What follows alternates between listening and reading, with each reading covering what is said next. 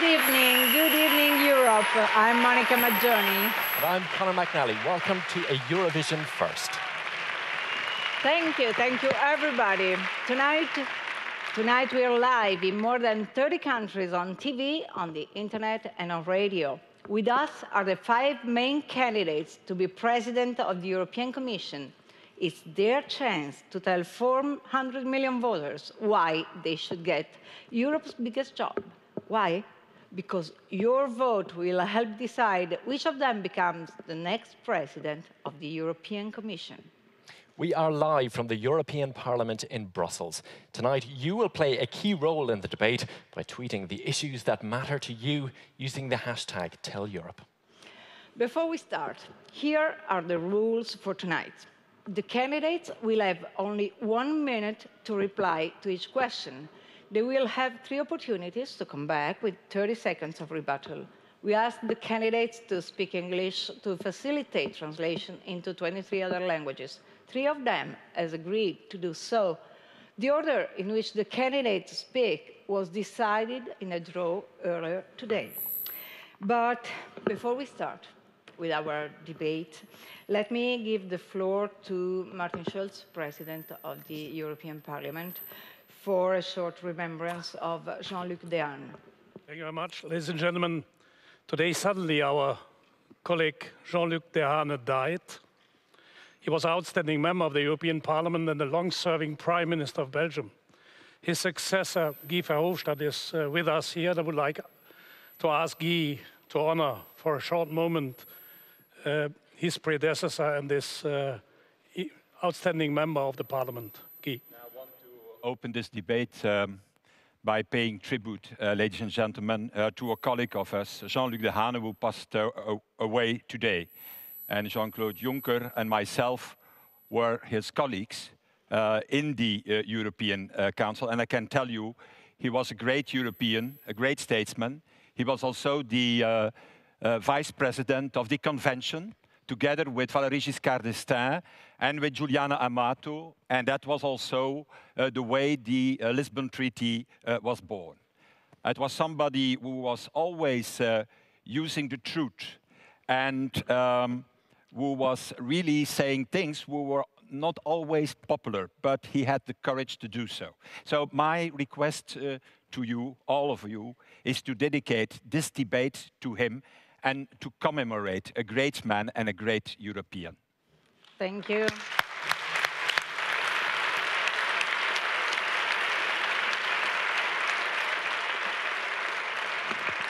Thank you, Mr. Verhofstadt. And we start again from your side, because you're going to be the first one who has the right of the opening statement.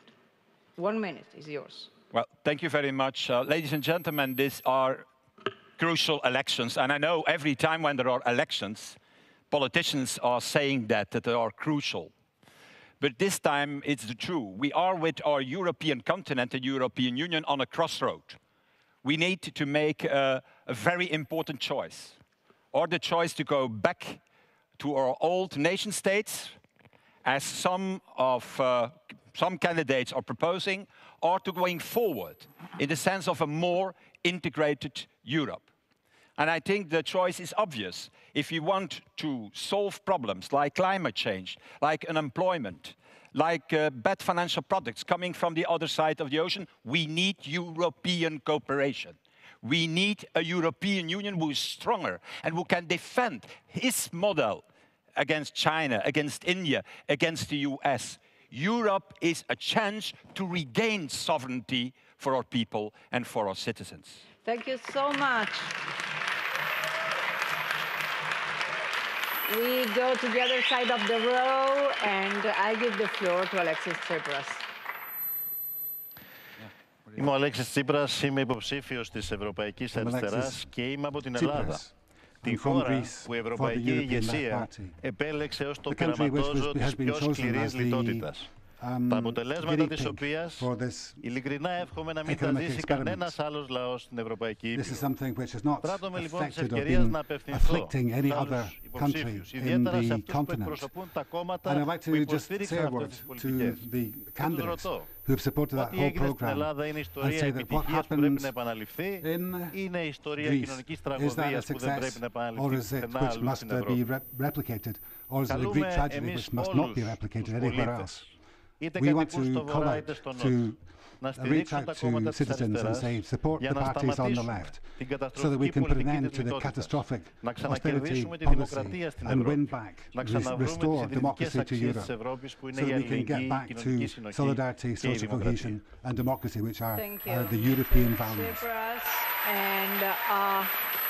Let's give the floor to Jean-Claude Juncker. Your opening statement. Moi, je voudrais que l'Europe devienne plus solidaire. Moi, je voudrais que nous mettions fin à la division entre le Nord et le Sud. Moi, je voudrais que nous continuions la consolidation de nos finances publiques, mais que nous mettions la croissance et l'emploi au centre de l'action politique. Moi, je voudrais, comme nous ne pouvons pas dépenser plus d'argent que nous ne l'avons à notre disposition, que nous remplacions la dette par les idées et que nous réalisions le marché unique numérique. Moi, je voudrais que nous soyons forts lorsque nous négocierons avec les États-Unis. Il nous faut ce traité de libre-échange, mais il faut aussi que nous respections les standards et les normes européennes. Moi, je voudrais que nous mettions en place l'Union européenne de l'énergie pour échapper à la dépendance vis-à-vis de la Russie. Je voudrais que l'Europe soit grande sur les grands dossiers, sur les dossiers continentaux, et que l'Europe soit modeste et d'une grande retenue sur les petites choses. Si l'Europe s'occupe trop des petites choses, elle aura un grand problème. Martin Schulz, it's the time for your opening statement. Thank you very much. We are living in a Europe where taxpayers have to pay for speculators. Speculators make millions of profits and don't pay taxes. And when they make billions of losses, the taxpayers have to pay for them. We live in a European Union where 6 million young men and women are unemployed. They are paying with their life chances and their future for crises other people have caused. Therefore, I want a European Union which is just and fair, which is putting the interest of ordinary citizens first. And therefore my commission, a commission, by the way, a gender-balanced one, because the inequality between men and women is another shame in the European Union, will be a commission fighting against tax fraud, tax evasion, and for employment and life chances, especially for the young generation. That's what I'm standing for and I ask the support for. Thank you.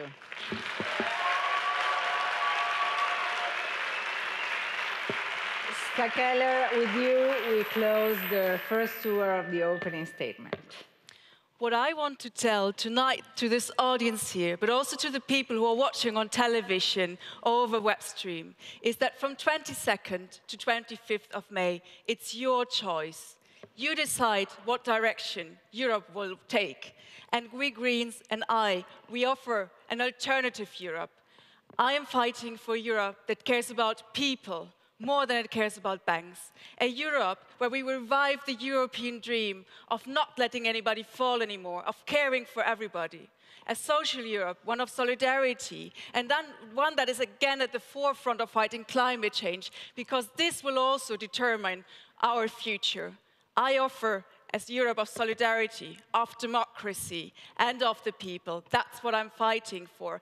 And you decide from May 22nd to May 25.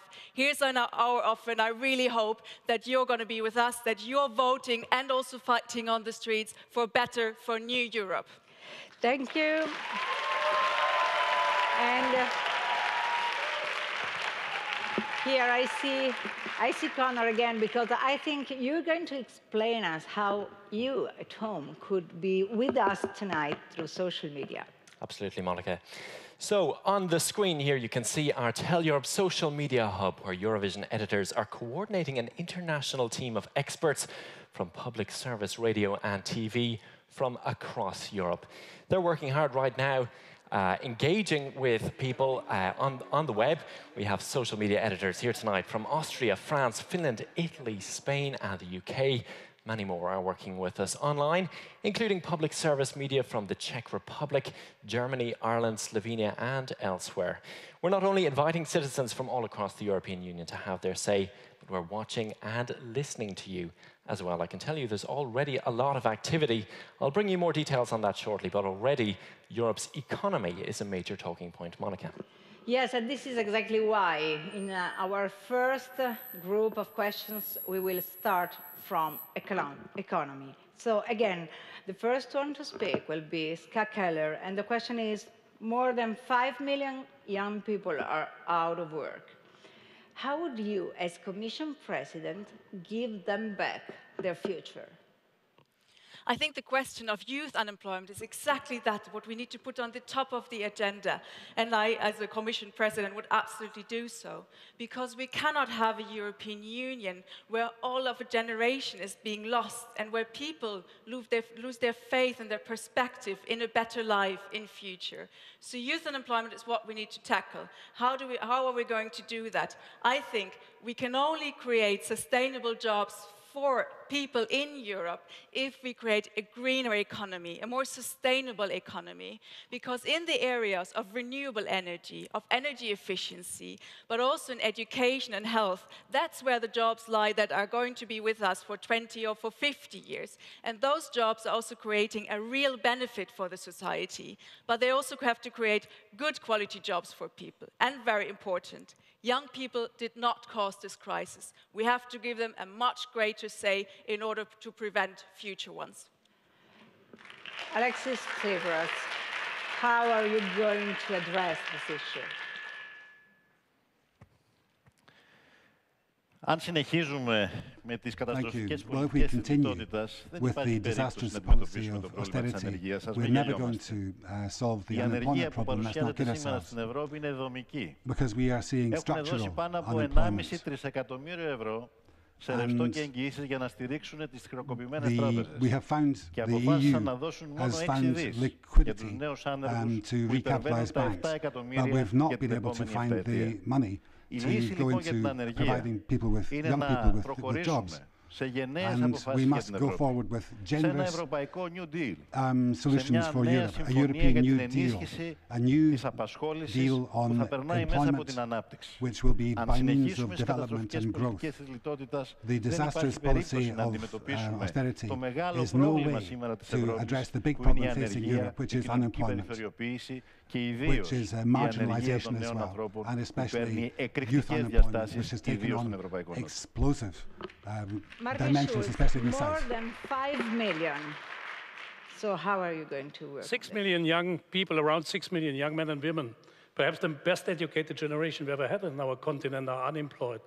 And in those countries where the unemployment rate is highest, we have the problem that the backbone of the economy there, small and medium enterprises, have no access to credits. Banks are getting money for 0.25% from the ECB and are not investing in real economy. They are once more speculating. A microcredit program of my commission for small and medium enterprises in those countries where the unemployment rate is highest, by combining the funds of the European Union with the money of the European investment banks for SMEs, for small and medium enterprises, and those who employ young men and women will get a privilege on the interest rates or the reimbursement time. This is a project to relaunch economy on one hand by supporting small and medium enterprises and to fight concretely against the unemployment of young people. Thank you. Jean-Claude Juncker.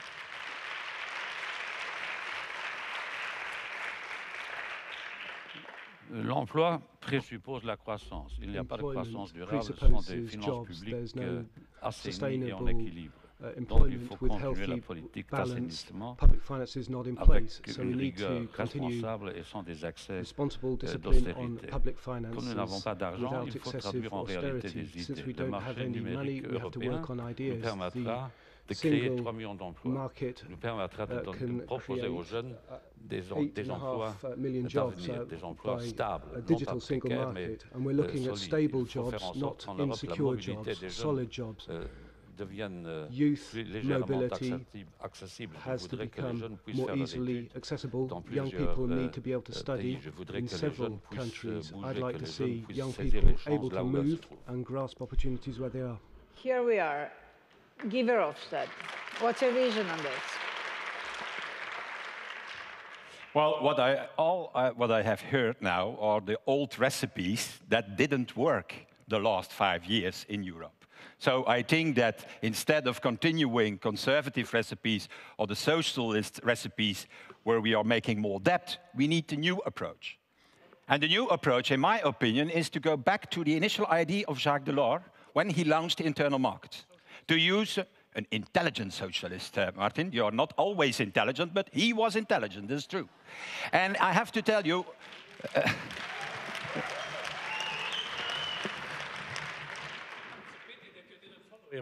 yeah, well, maybe can I again have the seconds of Mr. Schulz now, because he's intervening. But what we want to do is to have a new... Okay, what we have to do is to start a new wave of integration in the European Union. But in the key markets we have today, capital markets, bank, digital, telecom, energy, that is what we need, using the scale of the European Union to make a new leap forward in the integration and having new growth. Like we did in the 80s, like Delors succeed, we can succeed either this time. Okay, and so, about recipes, governments in Europe very often claim that austerity measures are working, but with so many people out of work, is the medicine killing the patient? Would you have done something in a different way, KELLER? Absolutely. I think austerity is just bringing us deeper and deeper into the crisis. We now have 26, 27 million people unemployed. And just over the austerity years, more than 6 million jobs have been actually lost.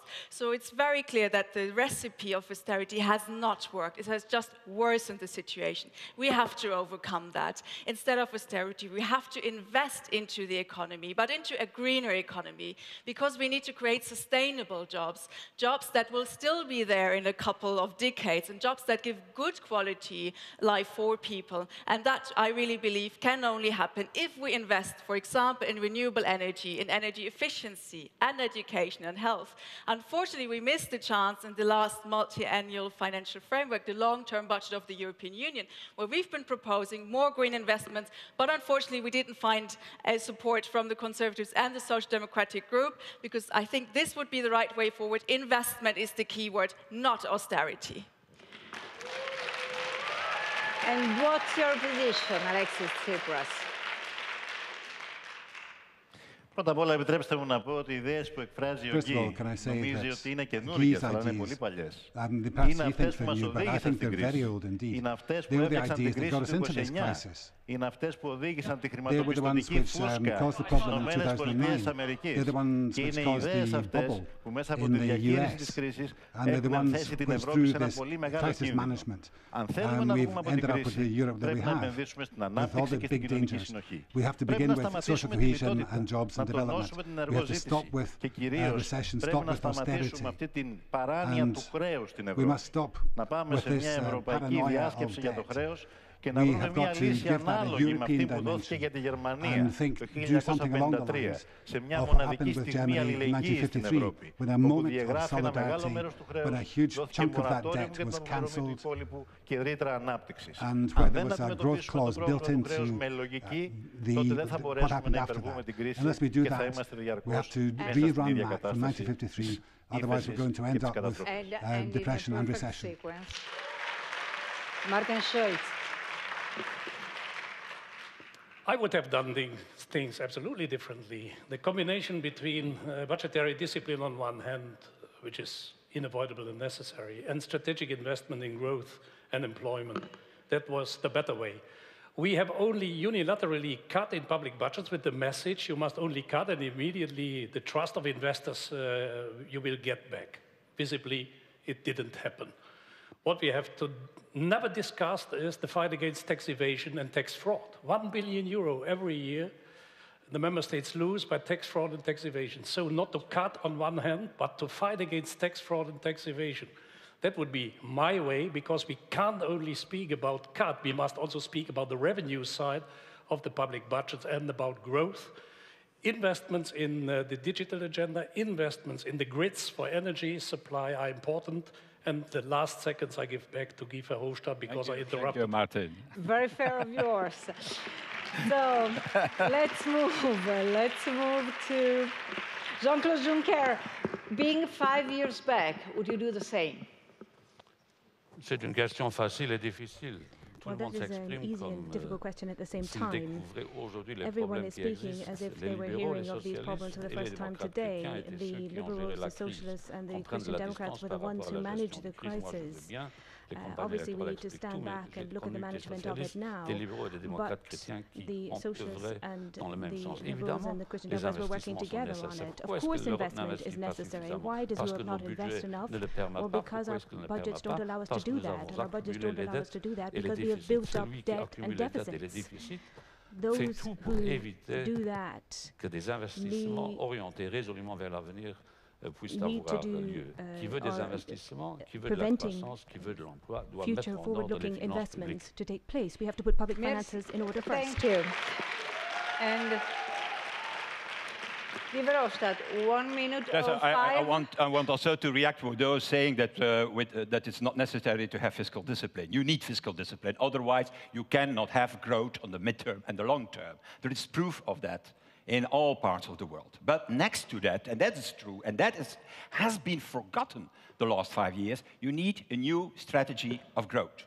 And growth, that means not making new debts, because we cannot afford ourselves. If you have most of the countries more than 100% debt, it's not their budget who shall create new investment. You have to do it in a more intelligent way. And the more intelligent way is to use the size of Europe, this enormous market of 500 million.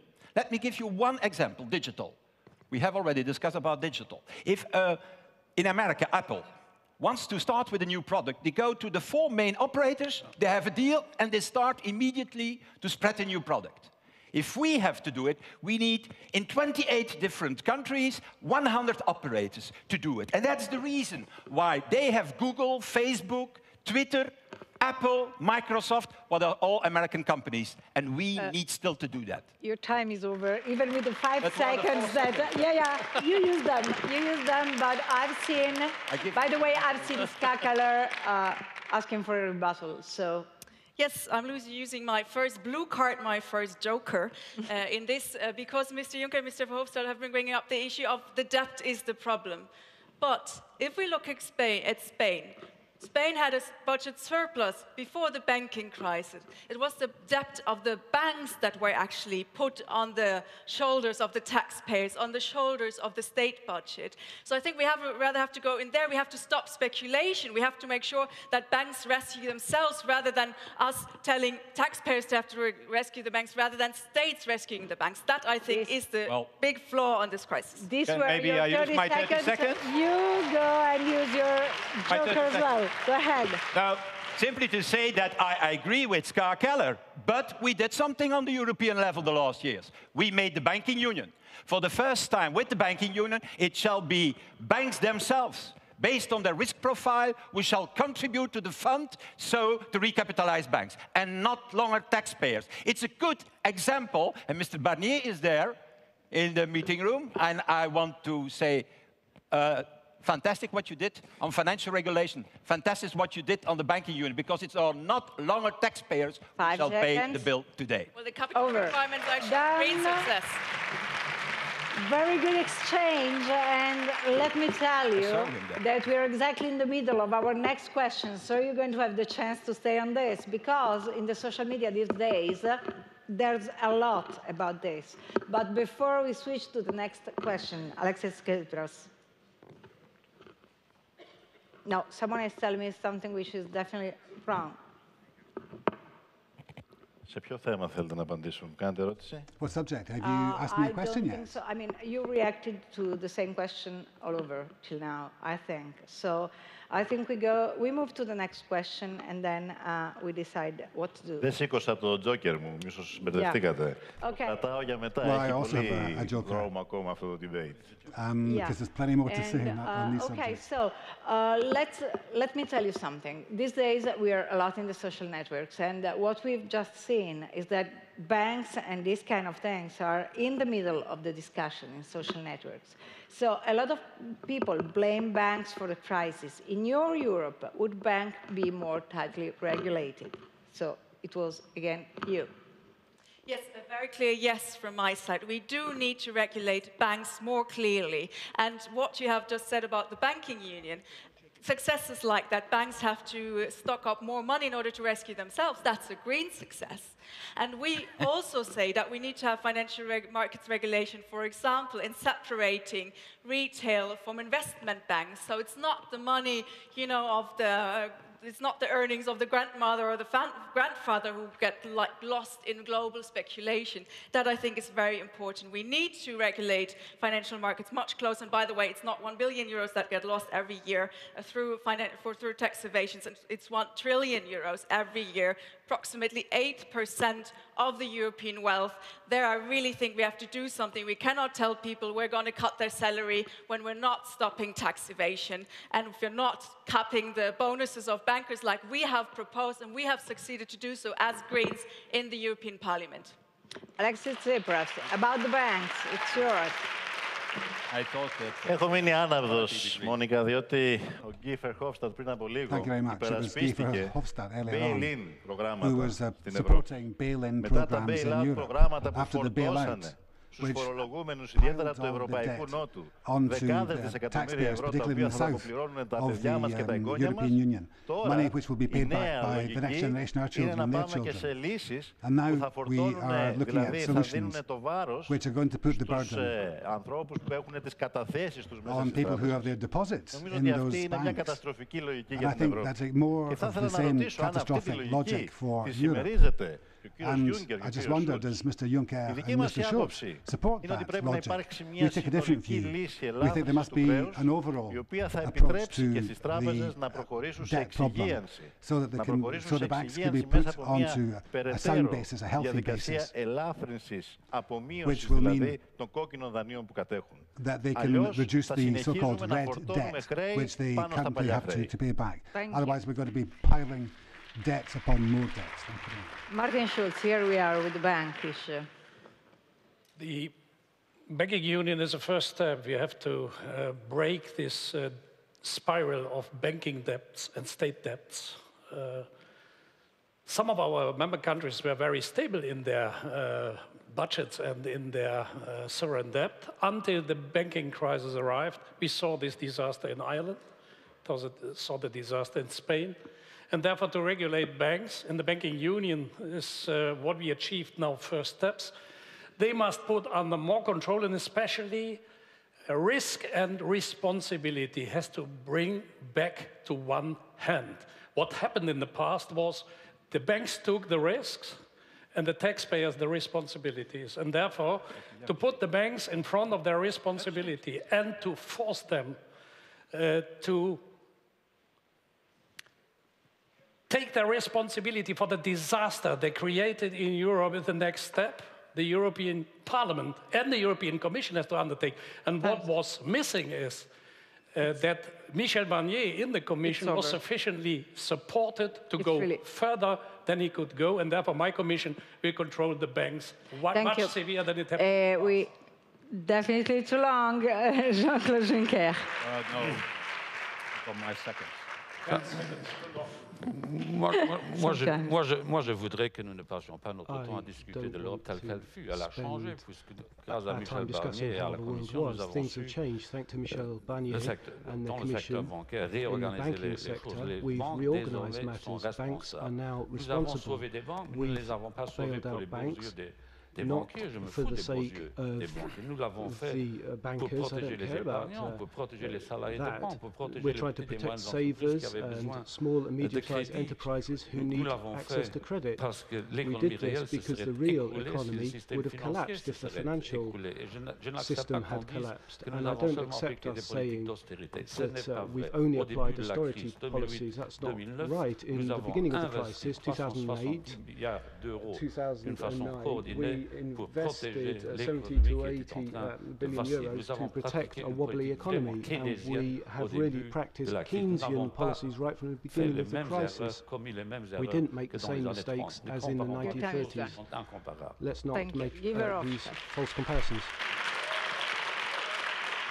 Well, I think banks are a good example why we need more Europe. And we have done it. But we have to go further. We have to make in the contributions of the banks a differentiation between investment banks and savings banks. I think that investment banks, they represent a higher risk and have to pay a higher contribution to the fund than, for example, saving banks. And we have to go in that direction. But that said, Mr. Tsipras, in Greece, like in Italy and in Portugal, it was not a question of banks. It was a question of bad policies in your country by the two big parties, by PASOK and Neo Democratia, who was the real origin of the crisis there. And because in your country, there are mainly only public banks. Public banks were financing the political parties, still financing the political parties in Greece. Also, Mr. Tsipras, also your party, because you have also taken a loan from these public banks in the past future. Thank you, Mr. Verhofstadt. I look at Mr. Tsipras. Are you going to rebut? Are you going to use it? Okay, he's using his joker to rebut. Θέλω να σας απαντήσω πολύ σύντομα. Yes, let me just give you a very quick reply. Yes, but I need my seconds back. Okay. Yeah, you're going to have your seconds back, but... Στην Ελλάδα υπήρχαν και δημόσιες και ιδιωτικές τράπεζες. Θα συμφωνήσω όμως μαζί σας ότι υπήρχαν δημόσιες τράπεζες και υπήρχε ένα κράτος πελατειακό, το οποίο έθεσαν τα κόμματα που υποστηρίζονταν στην Ευρώπη από τα δύο μεγαλύτερα κόμματα, κύριε Verhofstadt, από το κόμμα του κύριου SCHULZ και του κύριου JUNCKER. Και ειλικρινά θα ήθελα να σας πω ότι το μεγάλο πρόβλημα της κρίσης στην Ελλάδα ήταν δημοσιονομικό.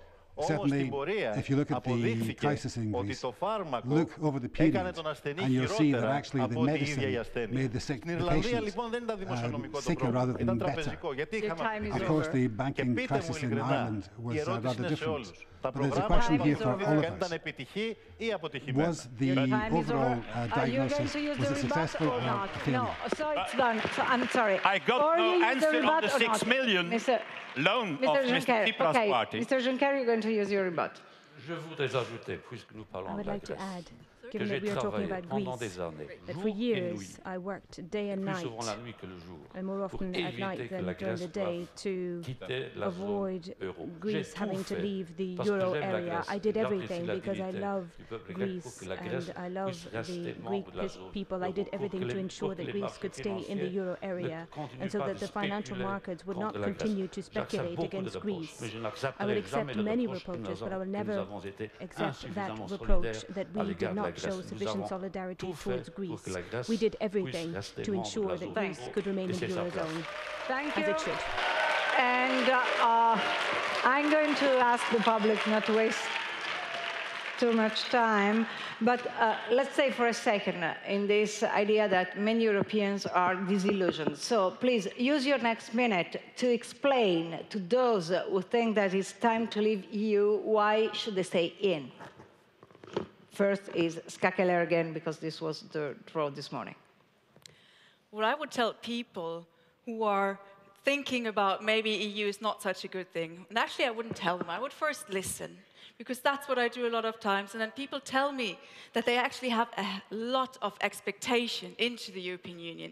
They ask the European Union to take care of their social rights, to care about their pension rights, to do something about their children's future.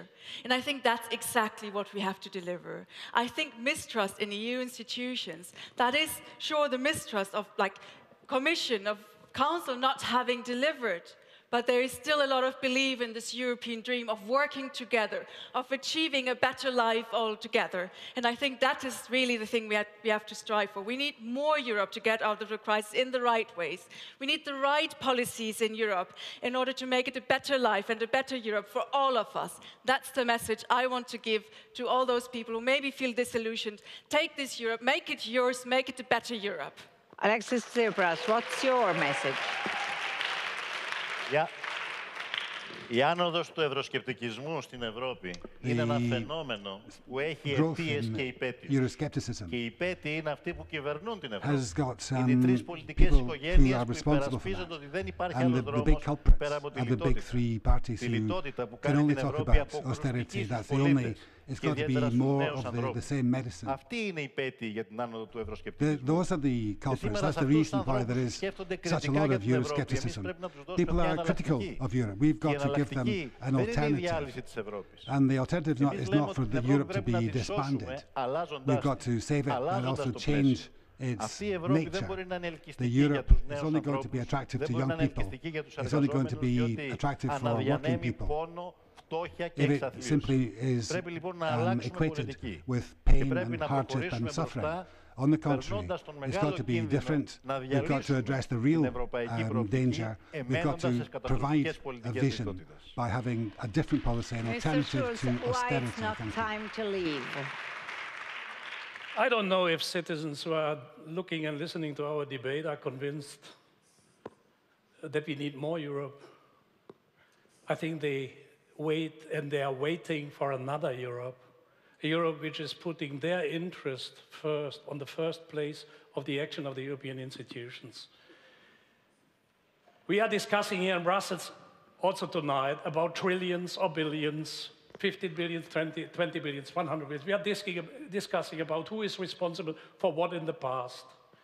96% of our citizens live with 1,000 and 2,000 euros a month. And they have the feeling that those who are discussing exclusively about billions or trillions are not interested in their individual faith in the future of their children. What we lost is the biggest capital of the European Union, trust. I want to regain trust of the citizens for the Union by saying we fight against your poverty, against your misery, and we give your children a life chance for their future. Then we will get back Europe on track. Jean-Claude Juncker.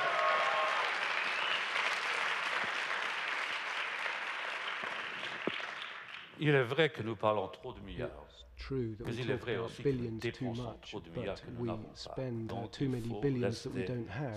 So I think we need to stay credible.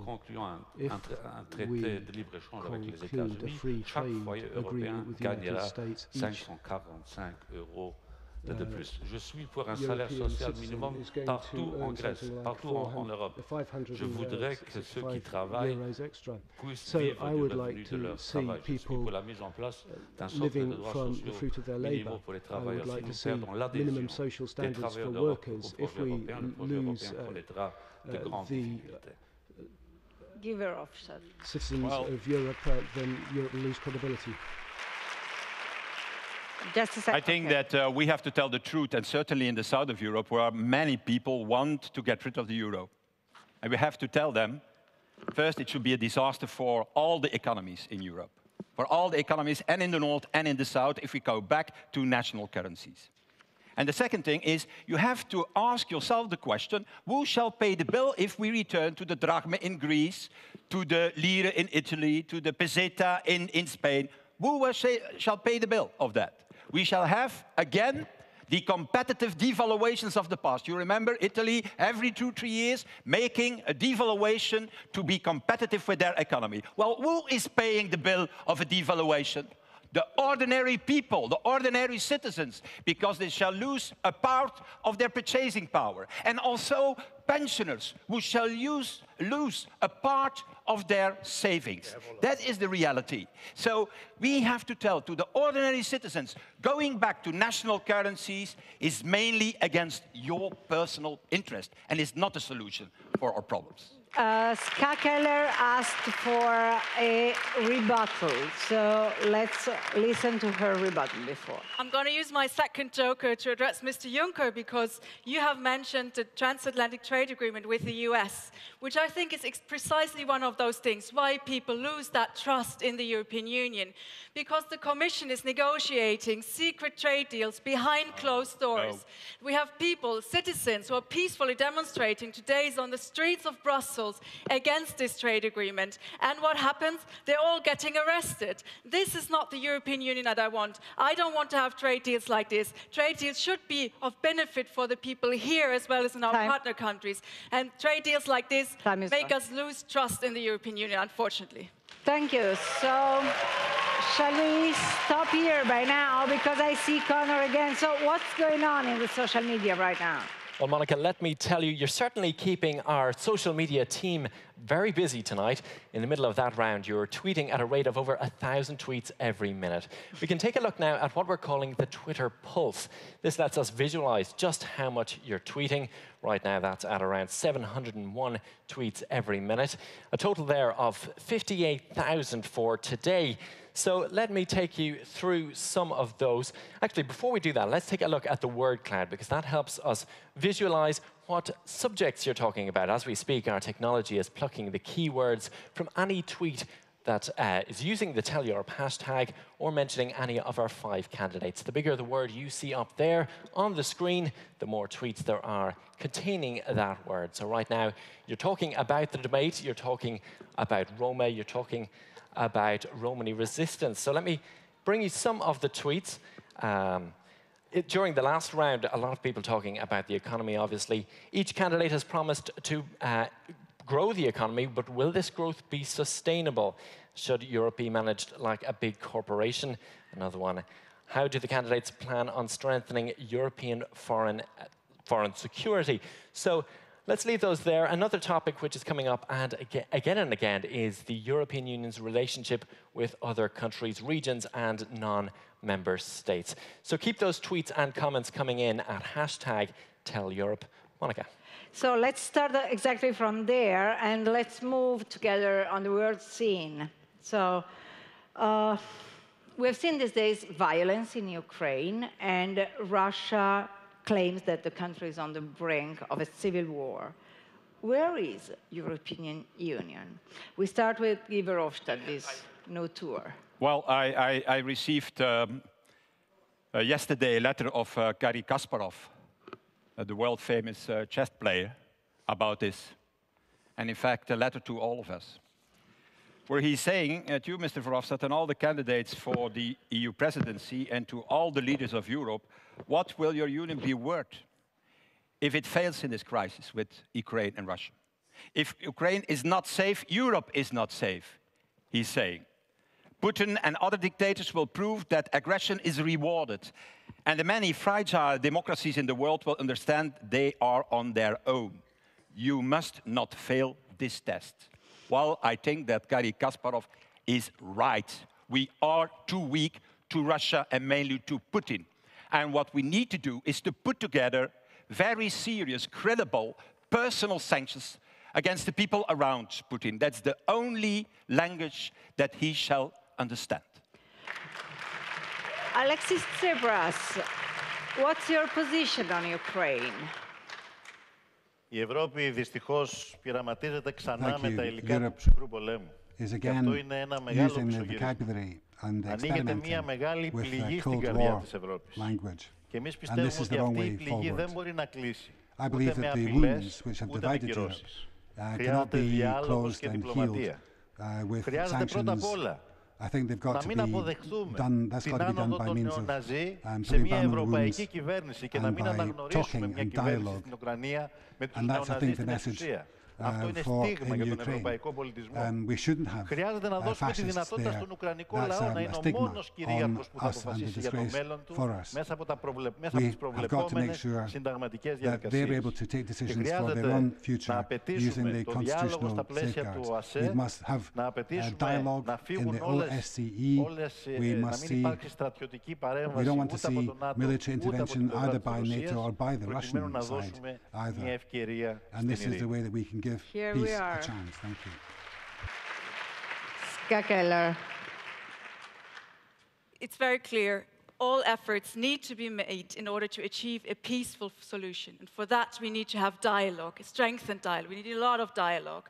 But we also need to make very clear that we will not accept some of the issues that Putin has been doing, not the annexation of the Crimea. It's very clear to be strong on that. So I think the sanctions that were imposed were right. But we also need to do other things.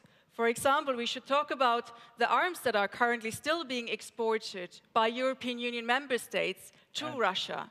That urgently needs to stop, because else other sanctions are simply not doing their job. Also, we are very dependent on Russia when it comes to energy. And I can safely say that we Greens have always argued for more energy independence, and we finally need to get a grip on this. We finally need to get going. And how do we achieve energy efficiency? By investing in our own renewable resources. Those will make us independent, and that will also put ourselves on a more sustainable economy. Thank you, Jean-Claude Juncker. Didn't we need for a stronger European position?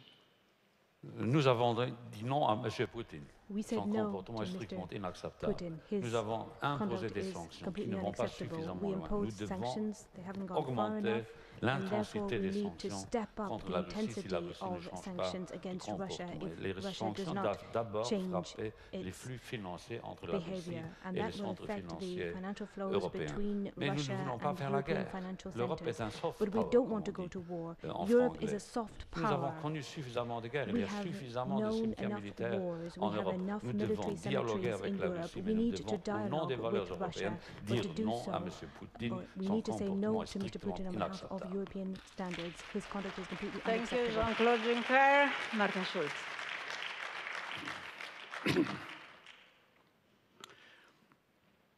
We are discussing about war. No. We should be honest. There is a real risk of civil war in Ukraine.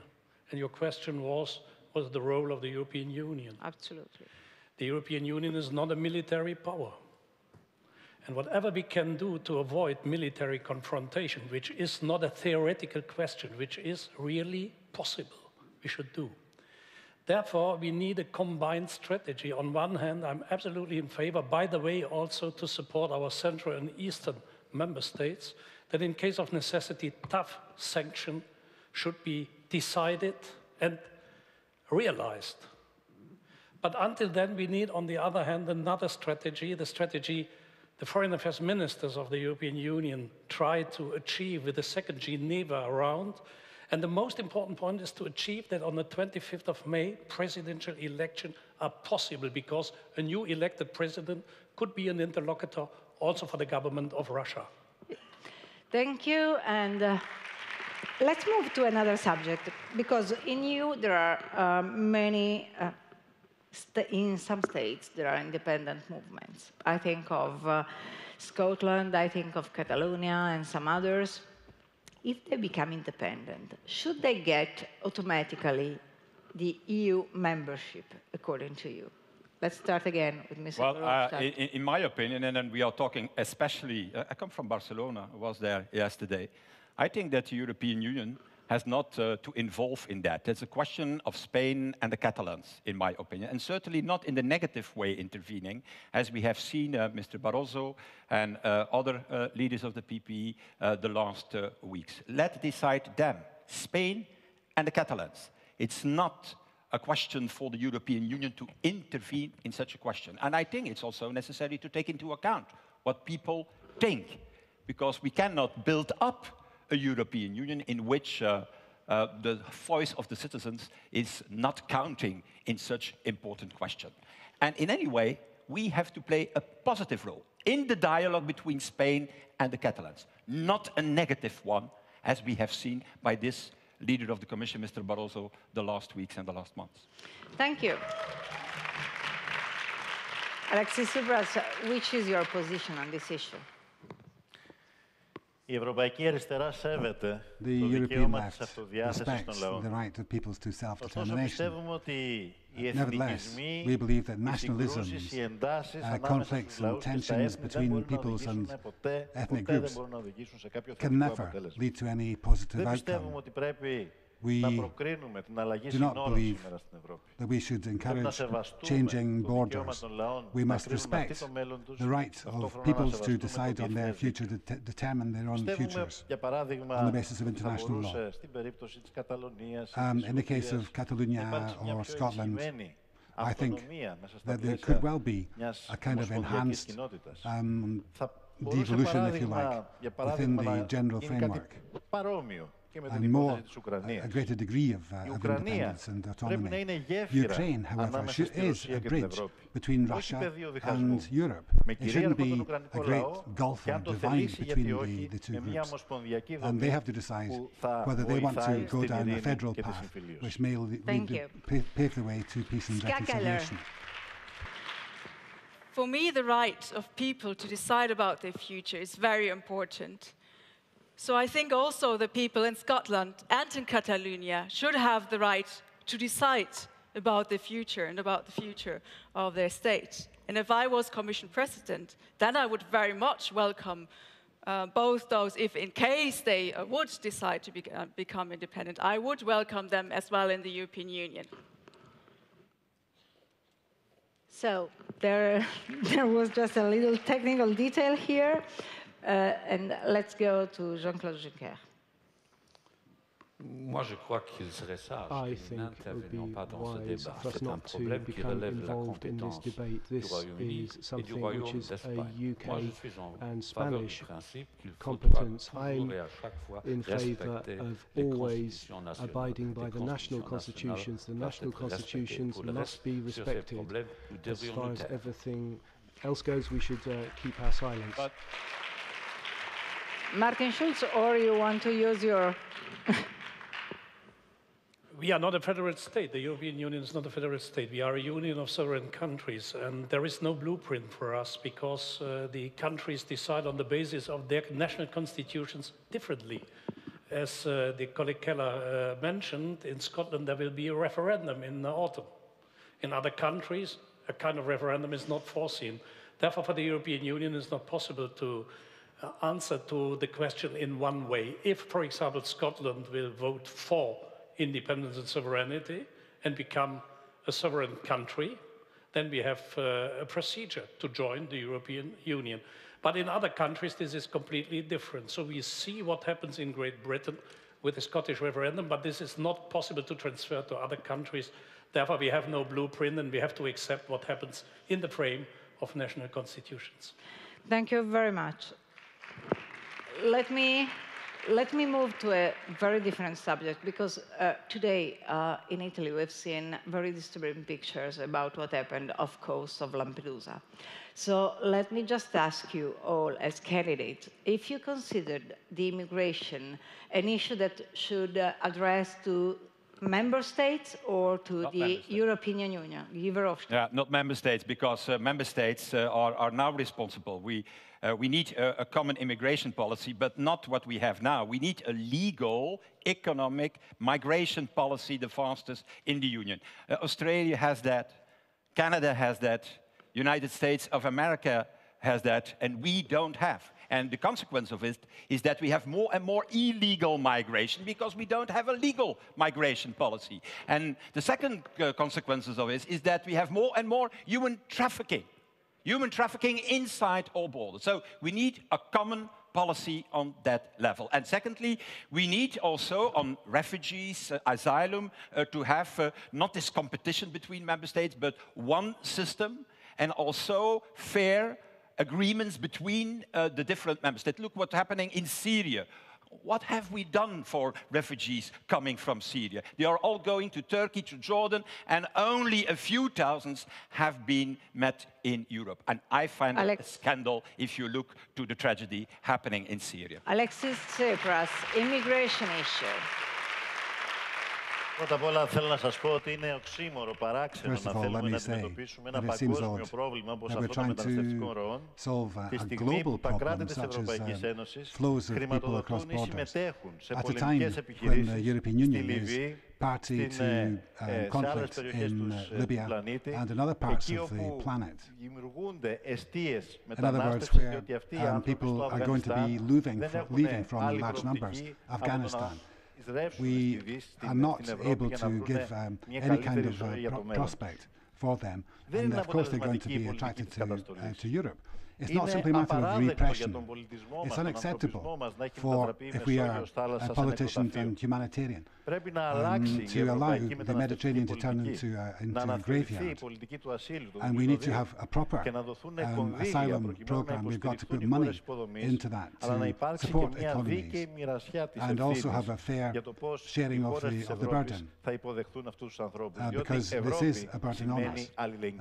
Europe has to be identical, synonymous with solidarity. Thank you very much. KELLER. What we see in Europe is simply not acceptable. We let people die in the Mediterranean. And then when Italy does a really good project, like a life-rescuing thing like Mare Nostrum, where they take migrants who are threatened to drown from their little boats, then Frontex goes around saying, oh, this is a migration risk because it will attract new migrants. This is unacceptable. And this is from a European agency. There I really want to see some strong words from the Commission to not accept that. And if we talk about legal migration, absolutely. We need legal and safe ways for refugees to come to the European Union, to ask for asylum here, because they are in dire need of protection. People who come from Syria, but also from other crisis hotspots in the world. And most of those refugees go to other places. They're not coming to Europe. And we need more legal ways for other migrants as well. But then I really wonder, why is it that no member state has agreed to even talk about legal migration? What is happening in the national governments? Does nobody see the plight of the migrants in the European Union, where we have gained the Nobel Peace Prize? I think we should absolutely scrap this migration policy. This is a scandal. Thank you. Jean-Claude Juncker. Nous devons régler par une loi européenne l'immigration légale. On ne peut pas continuer comme nous sommes en train de le faire. La réglementation de l'immigration légale n'empêchera pas l'immigration illégale. Et donc, il faudra sur ce point agir avec plus d'engagement. Je voudrais que les États membres de l'Union européenne cessent de réduire leur budget d'aide au développement. Il faut résoudre les problèmes là où ils se posent. Il ne faut pas accepter que des pauvres gens africains, asiatiques, doivent prendre le bateau pour trouver la mort en Méditerranée. Il faut aider les pauvres et ceux qui sont en douleur là people and où those ils who are se trouvent. suffering Fini where cette they politique are. de We need to put an réduction end permanente to pour des this raisons policy budgétaires mal of comprises constantly les cutting budgets de development développement. aid budgets. Martin, it's your turn. First of all, I'm very happy that Jean-Claude Juncker says that we need a legal immigration system. I said this last week as well and was attacked by his German friends as the chief manager of the criminal gangs in the Mediterranean, so I have now a new colleague. The legal immigration system is a system all regions in the world with immigration have. The United States, Canada, Australia, New Zealand. Only the Europeans haven't it. We need a legal immigration system. We need a system for temporary protection of refugees from civil war regions and ecological disaster regions. And we need protection for political refugees. This is a three-step approach. Guy Verhofstadt said we need a European rule. I agree. And we should not leave it in the hands of the member states. I agree. But it is in the hands of the member states. And therefore, my commission will put the member states to their responsibility. I make such suggestions and I expect that the member states take their responsibilities. Thank you. On Schengen, thank you for your position. On Schengen, we have taken it away, yeah? And, okay, so let's go to, because, you know, I want to see what's happening out there in the social media, because I think that many people are trying to talk to us. So let's listen to them. Connor. Let me tell you, it's very busy on social media tonight. You are keeping our team very busy. We are trending in 5 countries at the moment, including Spain, Italy, France, and Belgium. And we can take a look now at the breakdown of languages that you're using. Take a look at the screen there. We have English, obviously, is #1. Most popular language being used on Twitter right now, French at #2. We can also tell you that over 10,000 individual users are engaging with each round of this debate. Keep tweeting using the hashtag #TellEurope. Monica. Yes, I'm very interested in those words. You know, I think it's a good suggestion to go through those words and understand. But thank you so much, Connor. Let's move together to the last set of questions, because we're going to see what's next for Europe and your visions here.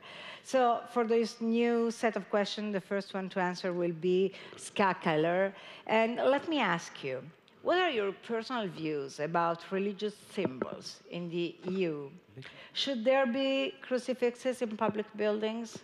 Should women be allowed to wear headscarves in public places? What's your position?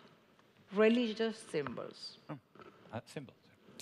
Thank you. Well, you already took the first 2 seconds of my time. I think religious symbols, that is not something that we necessarily have to regulate at the European level. I find it very important that the personal freedom of people is being safeguarded, and that in public spaces you have a sort of neutrality while still allowing, for instance, people who choose to wear a headscarf to appear in those public buildings. But again, it's something that we don't have to regulate at the European level, where it's very much also depending on the local context as well. But I think it's very important that the right to express one's religious freedom is upheld and supported, of course, as long as it doesn't infringe on other people's rights. VERHOFSTADT, what's your vision on this? Well, I'm in favor of a European anti-discrimination law anyway. So I think that there are a number of values, Ska, who are so important that they not fall under subsidiarity. I'm sorry. When it concerns the freedom of the press, the freedom of religion, a number of other ethical issues. How are you going to regulate crucifixes in school? I come from a number of other ethical issues. I come from Spain now, so that means something there. Ethics for the moment, the whole discussion about abortion and abortion legislation. So I think we need the same appliance of a number of basic values by a European anti-discrimination law the fastest as possible. And allowing it or forbidding? Okay, if we don't do that, then we can continue like Mr. Orban is doing in Hungary. He is changing every 5 minutes the constitution to make new values in his constitution. And there you have, well, the reality there is, for example, that some minorities are not protected. The reality is there that some religions cannot really be practices. So I think a European solution is absolutely necessary. Yeah, I left you 5 seconds more because of the invasion, but let's move to Jean-Claude Juncker. Moi, je crois qu'une législation européenne anti-discrimination est essentielle. Il y a les grands principes, il faut les défendre partout. Toute religion, toute philosophie, toute attitude par rapport à la vie mérite respect.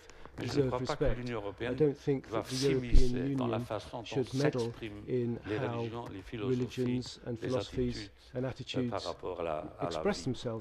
Laissons à l'Union européenne le soin de fixer les principes et d'être intraitable sur les principes. Mais ne nous immisçons pas dans les traditions régionales, dans les traditions locales, dans les traditions nationales. L'Europe a suffisamment de choses à faire pour ne pas vouloir à tout prix interférer dans ce genre de débat. Les principes, Principles, yes. Defense of principles, yes. But when it comes to the practice, leave it to the member states, as long as they don't breach the overriding Alexis, principles. what's your position when it comes to religion? Κάθε πολίτης που ζει σε μια χώρα κράτος μέλος της Ευρωπαϊκής Ένωσης πρέπει να σέβεται τους κανόνες της συνταγματικής χώρας αυτής. Όμως και κάθε χώρα, κάθε κράτος οφείλει να σέβεται τις πολιτισμικές παραδόσεις του κάθε πολίτη. Θεωρούμε αναφέρεται το δικαίωμα όλων των πολιτών που κατοικούν στην Ευρωπαϊκή Ένωση να έχουν δυνατότητα να πιστεύουν σε όποιον Θεό θέλουν και να ασκούν τη λατρεία τους. Με αυτή την έννοια θεωρούμε ότι είναι πολύ επικίνδυνο ένα κύμα αναχρονισμού και συντηρητισμού που βλέπουμε τα τελευταία χρόνια στην Ευρώπη. Και ιδιαίτερα πολύ επικίνδυνο όταν αυτό έχει να κάνει με συγκρούσεις And that's, I think, the way to people fighting over religion. It's also anachronistic and a throwback for us to see in Spain, for example, laws which prevent abortion, because that takes us back to many years into the conservative past of the Franco dictatorship. That's a danger we've got to, a pitfall we've got to guard against in the best interests of all Europeans. I think your question was about headscarves and public... It was about symbols, yes. Symbols in public buildings. Taking into account the specific rules in the member states, we have to respect. One thing is quite clear, that the freedom for everybody, for every individual to show his religious belief. There are people wearing crosses, other Jewish symbols, or people who are Muslims show their belief, and non-believers show their non-belief. This is quite clear. Public spaces are neutral and have to be neutral, because in a public space, everybody has a place. Therefore, we must insist, in the frame of non-discrimination, public places are neutral. Private, to show what I believe, is everybody free to do. But in a public area, we can't accept that there is one tendency. And there is in the European Union a risk of a very conservative backlash, and we have to fight against that, that's for sure. Thank you. Thank you for your answers, everybody. And let me go back to the last elections. If I look at this data, across Europe, only 43% of people voted in the last elections. Whose fault is the fact that public doesn't care? Is it your problem, our problem? Who's to blame? KELLER. Well, I don't think that people don't care about what's happening in Europe. I think they very much care.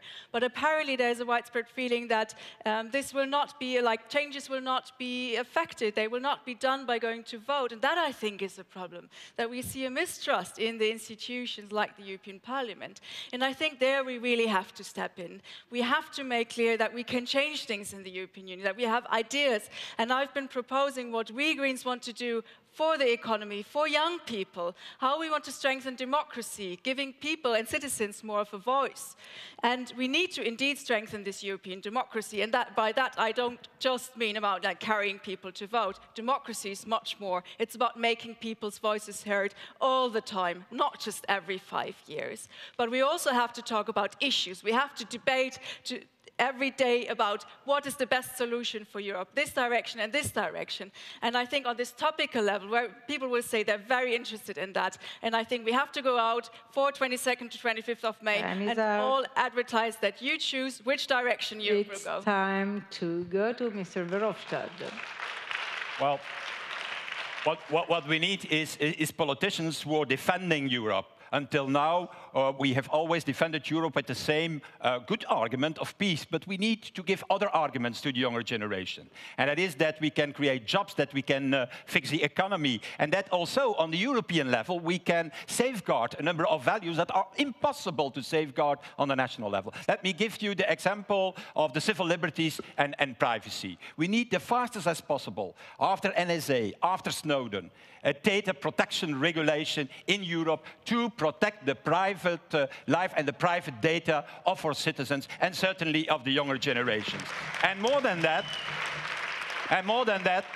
with the new decision of the European Court of Justice concerning Google, we are on the right track, because the court is saying, well, you need to have the right to be forgotten in the legislation. And you need also privacy by default. If we tackle these problems, then I'm sure young people and population shall come back to the idea of the European Union. Thank you. Jean-Claude Juncker. Nous devons cesser de parler de l'Europe comme nous avons pris l'habitude de le faire. Très souvent, les gouvernements nationaux se déchargent lorsqu'il s'agit de prendre la responsabilité sur l'Europe. La Commission européenne est responsable de tout, comme si les États membres, leur gouvernement et leur Parlement nationaux n'existait pas. Je crois que nous devons replaider la cause de l'Europe et nous devons expliquer aux jeunes que l'Europe est en train de s'affaiblir. Économiquement, nous allons perdre en importance. Démographiquement, nous serons 4% sur 10 milliards d'hommes et de femmes au début du prochain siècle. L'heure est donc venue de nous unir et de dire aux Européens que nous avons besoin de l'Europe. Si nous n'avions pas l'Europe et si nous n'avions pas l'euro aujourd'hui, tous les pays européens seraient en guerre monétaire ouverte. L'Allemagne contre la France contre l'Espagne. Après les événements de l'Ukraine et après la crise économique et financière, l'Europe serait en guerre monétaire. L'Europe protège et l'euro protège les Européens. Thank you. Alexis Tsipras. Το μεγαλύτερο έλλειμμα σήμερα στην Ευρώπη είναι το έλλειμμα δημοκρατίας. Και οι πολίτες απέχουν διότι δεν πιστεύουν ότι η ψήφος τους και η φωνή τους μπορεί να συμβάλλει σημαντικά στη χάραξη στρατηγικής και αλλαγής της πορείας της σημερινής Ευρώπης. Το Ευρωπαϊκό Κοινοβούλιο όλο ένα και χάνει αρμοδιότητες. Η Σύνοδος Κορυφής είναι μια σύνοδος 28 αρχηγών που στο τέλος αποφασίζουν αυτό που επιθυμεί η κυρία Μέρκελ. Και αλήθεια, θα ήθελα να ρωτήσω τον κύριο Γιούνκερ, τι έγινε σε αυτή την παρασκηνιακή σύνοδο των Κανών, όπου ο κύριος Μπαρόζο και εσείς συμμετείχατε σε διαβουλεύσεις προκειμένου να αντικατασταθούν δύο εκλεγμένες κυβερνήσεις στην Ελλάδα και στην Ιταλία, προκειμένου να έρθουν τεχνοκράτες τραπεζίτες για να συνεχίσουν τη λιτότητα. Και για ποιο λόγο εσείς ήσασταν αυτοί που έπρεπε να επιβάλλετε σε μια χώρα τι είδους δημοψήφισμα πρέπει να κάνει όταν πριν μας είπατε ότι σέβεστε το Σύνταγμα που ορίζει σαφώς αυτές τις διαδικασίες, το Σύνταγμα της Ελλάδας. Thank you. Martin Schulz, whose fault is this? Your question was what is the reason why the turnout was so low. I think in the past the European elections were boring. There was no confrontation. Secondly, it was abused for midterm election of national governments. And now we have another situation. I think the debate here shows we are changing in the European Union to more democracy, more controversial debate, more transparency. This is a step forward, but there is another element. We have 27 million unemployed people in the European Union. As we discussed, 6 million unemployed young men and women. We have the highest rate of tax fraud and tax evasion we ever had in the European Union. Taxpayers have to pay for speculators. They are waiting not for more Europe, they are waiting for another Europe. And if we debate the concrete proposals, how to change Europe for more justice and fairness, then I'm sure that we will regain trust of voters and that the turnout will be increased. Thank you.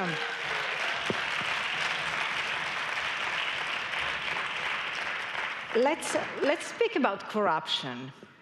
How far do you think you will go to fight corruption? And second, do you also think that the lobbyists out here in the corridors of Brussels are part of the problem in some ways?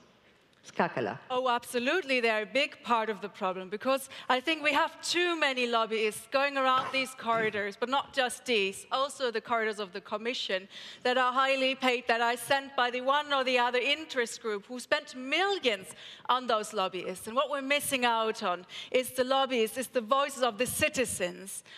Those are the real actors. Those own the European Union, the citizens of the European Union. But they're not being heard. It's the lobbyists who find entrance here. It's the lobbyists who spend millions in influencing lawmakers, like many of ourselves, and who are influencing commissioners. And it's amazing when sometimes you see that people, like they bring in amendments where they even forget to take out the header of the letter, so you can see exactly from what industry it's in. And that needs to stop. And yes, this sort of lobbyism, that is a big problem of the European Union, and it's maybe also like similar to corruption. Lobbyism, that is not the way forward. We have to make the voices of the people, not the voices of the lobbyists.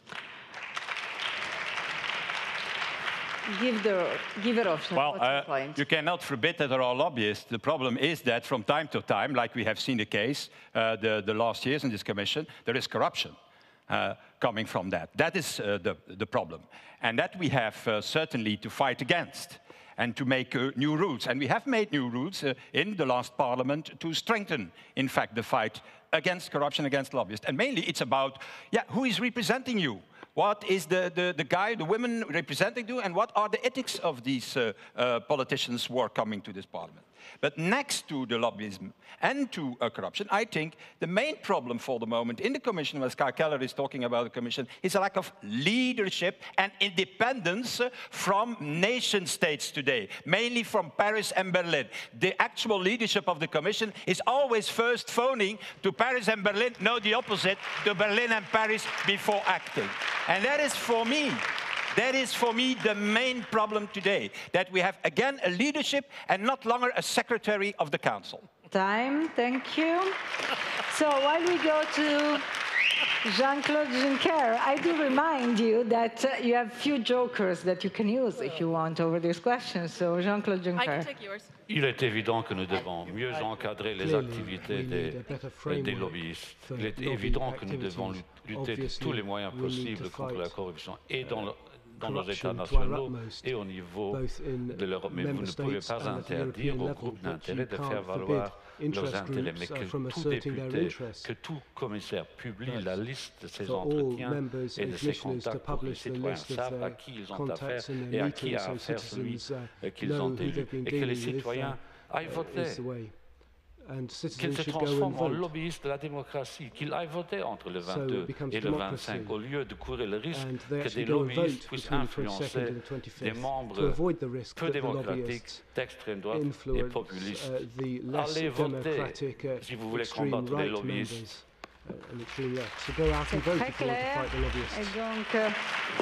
It's so clear. We move to Alexis Tsipras.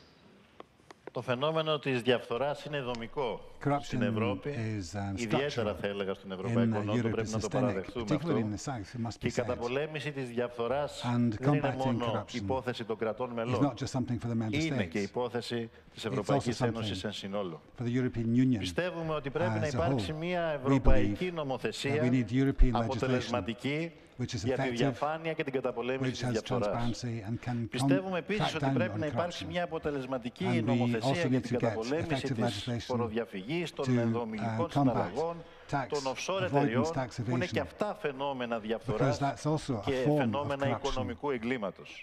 Και πιστεύουμε ότι όλα αυτά απαιτούν πολιτική βούληση από τις κυβερνήσεις και από την ηγεσία της Ευρωπαϊκής Ένωσης, διότι πίσω τους κρύβουν συγκρούσεις με πολύ μεγάλα συμφέροντα. Όπως για παράδειγμα στην Ιταλία, που προσπαθεί η δικαστική εξουσία να συγκρουστεί με την μαφία και τη διαπλοκή της με την πολιτική εξουσία.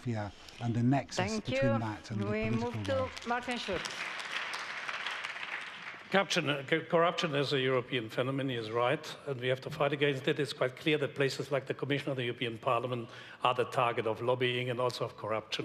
What we need are common rules, not only on a European level, also on the national level. We had here this cash for law cases in the Parliament, and we had two members who presented amendments that were paid for it. One is already in one country sentenced to 4 years prison. In another country, even the trial is 4 years later, not yet open. So what we need is a common understanding that fight against corruption depends not from a phone call of Barroso to Angela Merkel. This is a strange answer to your question. It depends from the will of the member states to cooperate with us.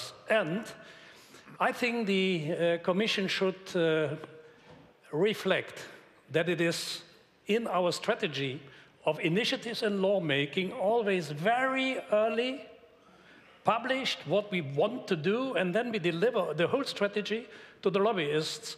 Therefore, high transparency on the lobby register on one hand, and to involve the Parliament earlier than the lobbyists. This is what we have to do as Commission. KELLER asked for her joker. Yes, because Guy Verhofstadt, you mentioned the stuff that we did in the Parliament to prevent lobbyism. Well, yes, we did this lobby register, which is voluntary. Lobbyists don't have to register, and I wonder what sort of measure this is against lobbyism. We have to also tackle conflict of interest. We need to have a register in this European Parliament about the side income also of the members of the European Parliament. I think there you also have quite a few things to declare, Mr. Verhofstadt. No. We need to be transparent about our lawmaking in every sense. And I think it's also not very helpful, Your time is gone. Mr. Schulz, that you stopped Transparency International from investigating. Your time is gone. Parliament. Your time is gone, and he has something to tell. So, you're Joker. Well, maybe KELLER is not doing it, but I'm using the transparency register of the European Parliament, Ska, with my mandates in it, with what I gain, very open, so that every journalist, and there are many journalists in Europe, can look to it and can see what are my mandates and so on. So I'm an open, transparent member of this Parliament. Do the same. Hopefully you do the same. Very good. Okay, shall we move to another topic? Problem here. We've presented you as the official candidates, but there are so many people out there pretending that maybe none of you is going to be the next president of the European Commission. How do you answer this, Ska Keller? Well, I think there is a high chance that one of us will be the Commission President, and I really think it should be that way, because for the citizens to elect their Commission President, that is a great leap forward in European democracy, and it is in the Treaty of Lisbon. And if the member states would, conditional, would dare to pick somebody else, they would overrule the Lisbon Treaty, because the treaty is very clear that they would deal a great blow to European democracy.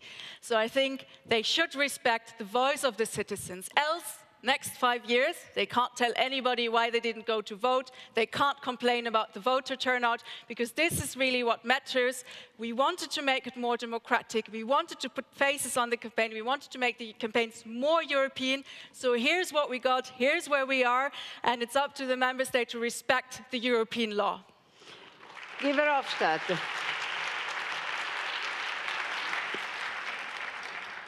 Well, I think it's unthinkable that we shall take somebody outside the candidates. We can agree on that, I think. Yeah, that's the first big agreement today in this debate. But no, seriously, it can only be one of the candidates, because otherwise we can close the doors of this European Parliament. And we can close the doors of European democracy if it was only a little game that we shall play every 5 years. And that then the member states are coming together after closed doors and taking somebody else. So that is not allowed. And secondly, we agreed also with the political parties on the European level to say the candidate has to build up a majority. It's not necessarily the candidate who is the biggest after the election. He can do a first try. That's the idea. He can do a first try. That's normal. That are the rules of parliamentary democracy, Sky. That is that first who has the best result can try to build up this democracy. But certainly nobody outside the candidate. Jean-Claude Juncker.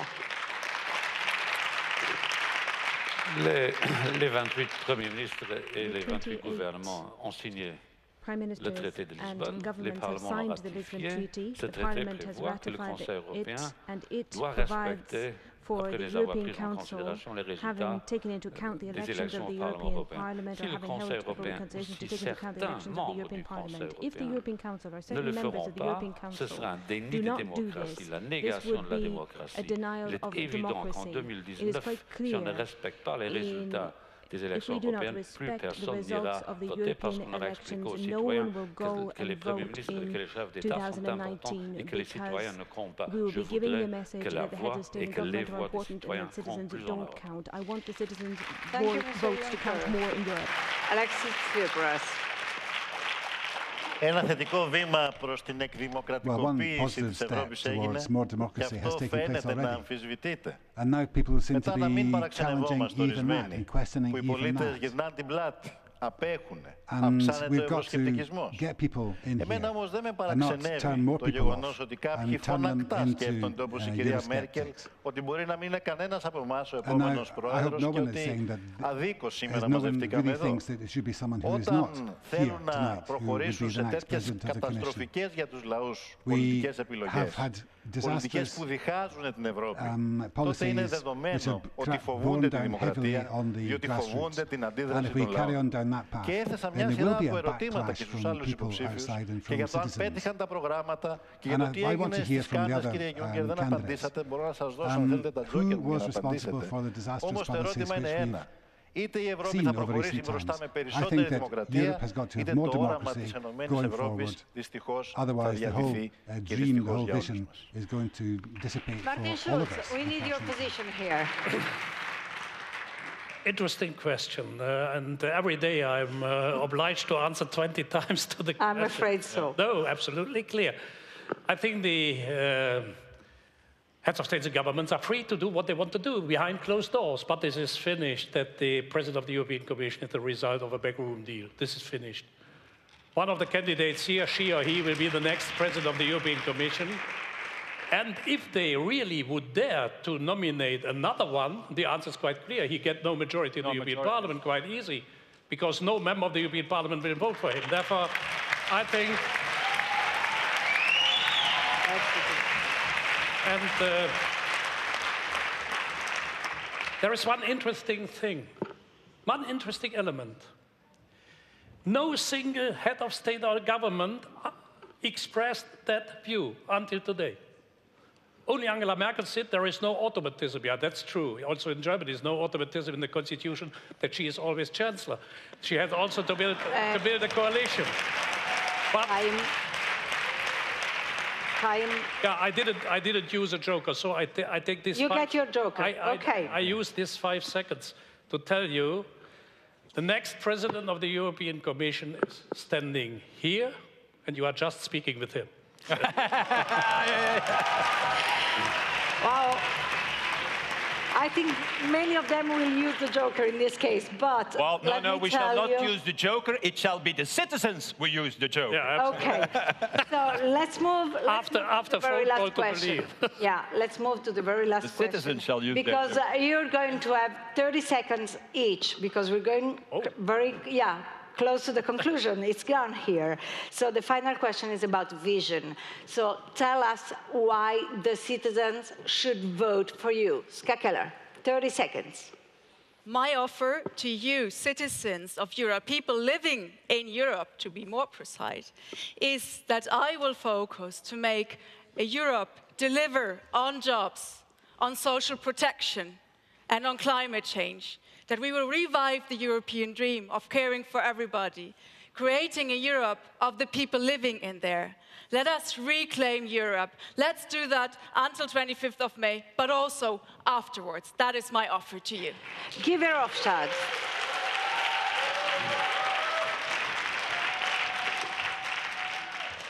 I want to do a lot of things that I can't tell it in 30 seconds, I have to tell you. But in any way, what the main thing is, we need, again, leadership in the European Union, a vision for the future, because that is what our citizens are wanting. That is what they want to see from the leader of the Commission. And to do 3 things: fixing the economy, jobs, jobs, jobs. That are my 3 priorities for the next 5 years. I did it. You made it. Jean-Claude Juncker. Je veux une Europe qui ne cultive pas ces divisions. Je veux mettre fin à ces divisions artificielles entre le Nord et le Sud, entre anciens membres et nouveaux membres, entre jeunes et vieux. Je veux une Europe du consensus. Je veux une Europe du compromis sage. Je veux une Europe qui permettra aux Européens de retomber amoureux de l'Europe.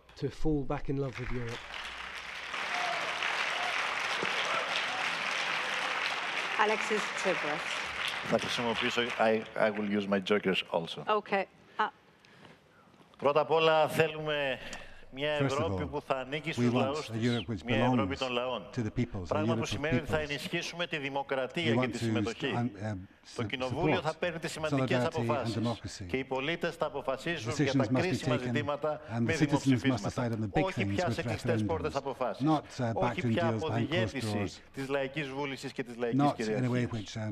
Δεύτερον, θα προσπαθήσουμε άμεσα να διώξουμε την Τρόικα από τους ευρωπαϊκούς θεσμούς, την καταστρόικα, όπως την έχουν ονομάσει και σωστά.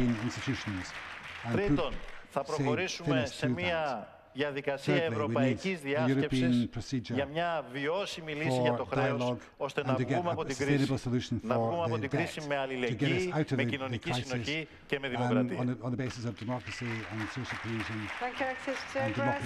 And we move to Martin Schulz. We are living in our house in Europe. We call it the European house, and we must open the doors and the windows and to give the citizens the chance to look what happens in the house and who is deciding about them. And I want the European Union, the Commission, putting the interest of ordinary citizens first. I served as a mayor, as a local councillor, long-serving member of the parliament.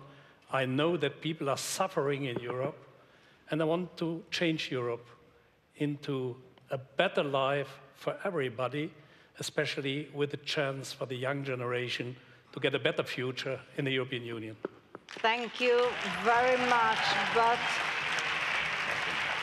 let me say that there is a very little out of program that all the candidates agreed on, because I think that KELLER can give us a few seconds while Connor joins me.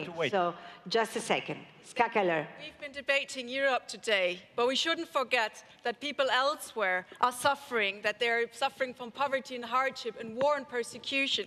And just as one symbol that we care about this is that we're participating, all of us together today, in the Bring Back Our Girls campaign.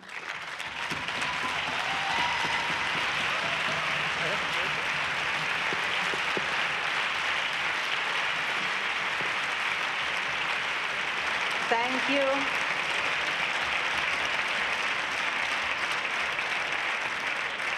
Thanks to the candidate, even for this. Our debate is over, and I'm going to ask Connor what happened out there while we were talking. Well, let me tell you that we had 63,000 tweets, 15,000 people engaged here on Twitter and online. So you can check out eurovisiondebate.tv for a more detailed analysis. Well, you've heard the candidates, and you know what they had to say. Now it's up to you. Our thanks to all of you who've taken part in this unique event, wherever you are. Don't forget, you can continue to take part in the discussion online. Check out our website, eurovisiondebate.tv, for more analysis. And that's all for tonight here from Brussels, from all the team of the European Parliament. Have a very good night.